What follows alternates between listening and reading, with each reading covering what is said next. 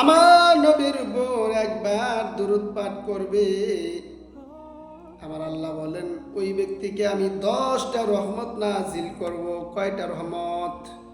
10টা রহমত নাজিল করব। একবার দুরূদ পড়লে আল্লাহর নবীর উপর 10টা রহমত নাজিল হয়। কন্যা সুবহানাল্লাহ।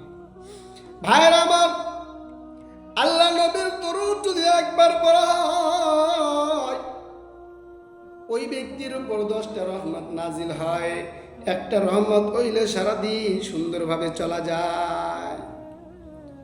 পড়েন না একটু সাল্লাল্লাহু আলাইহি ওয়াসাল্লাম, একবার হয়ে গেল। দ্বিতীয় আবার পড়েন সাল্লাল্লাহু আলাইহি ওয়াসাল্লাম। 5 ওয়াক্ত নামাজের পর 10 বার করে যদি পড়েন, দিনে হবে 50 বার। 50 বার যদি আপনি পাঠ করেন, প্রতিদিন আল্লাহ রাব্বুল আলামিন আপনার উপর 500 রহমত নাজিল করবে। কন্যা সুবহানাল্লাহ।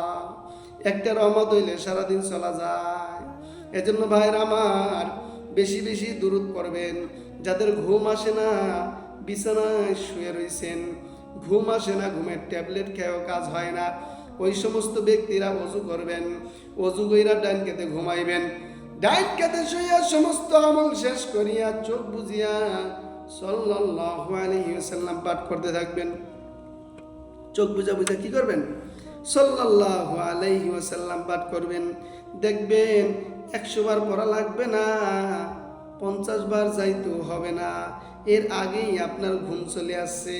আপনি কোনখান দিয়ে ঘুমায় গেছেন কেউ বলতে পারবে না। সারা রাত দুরূদ শরীফ পাঠ করার সওয়াব পাইতে থাকবে। সুবহানাল্লাহ।